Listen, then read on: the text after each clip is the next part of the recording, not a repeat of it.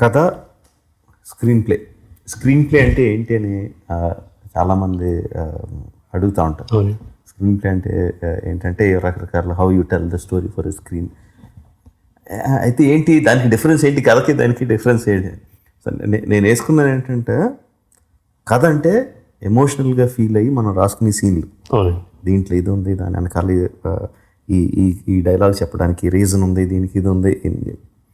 Screen play ఏంటంటే డిస్ట్రిబ్యూటర్లు అడుగుతుంటారు, సార్ మాస్ సాంగ్ ఉందా, సార్ ఫైట్ ఉందా, ఫైట్ ఏది ఉందా, సెకండ్ హాఫ్లో అంత స్లో ఉండకూడదు సార్, స్పీడ్ వెళ్ళాలి.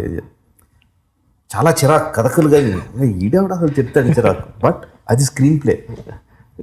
స్క్రీన్ ప్లేకి స్టోరీకి ఒకదానికొకటి పడదండి. మనం బలవంతంగా రెండిట్లో పెట్టాలి. అంటే సినిమా స్టార్ట్ అయ్యి 10 నిమిషాలు అయింది, ఇక్కడ ఒక ఎమోషన్ లెగాలి అన్నది డిస్ట్రిబ్యూటర్ లెక్క. గోల్డ్ అన్నిసార్లు థియేటర్లో కూర్చొని చూసి జనాలు బయటకు వెళ్ళిపోతున్నారు, జనాలు ఊపు రావట్లేదంటే ఇంత స్టార్ట్ అయ్యి ఇంతసేపు అయిందంటే ఇక్కడ ఎమోషన్ లెగాలి అన్నది అతని పాయింట్. అంతే. ఆ ఎమోషన్ ఏ విధంగా లెగుస్తుంది, ఎందుకు లెగుస్తుంది, కథలో దానికి సందర్భం ఏంటి అతనికి అనవసరం, లెగాలని అడుగుతాడు అంతే డిస్ట్రిబ్యూటర్ లెక్క. కథకు సంబంధం లేదు, 10 నిమిషాలు అయితే 20 నిమిషాలు ఏంటి, ఎప్పుడు లెగాలో అప్పుడు లెగుస్తుంది అంటది కథ. సో ఆ రెండింటిని కరెక్ట్గా మ్యాచ్ చేయగలగాలి.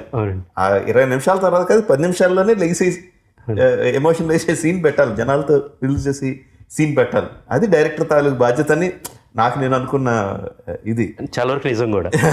ఇప్పుడు మీరు ఎక్స్ప్లెయిన్ చేసింది పర్ఫెక్ట్ డ్రాఫ్ట్. అది అవునండి, కథగా మీకు పర్ఫెక్ట్గా సింక్ అవుతుంది. అవునండి.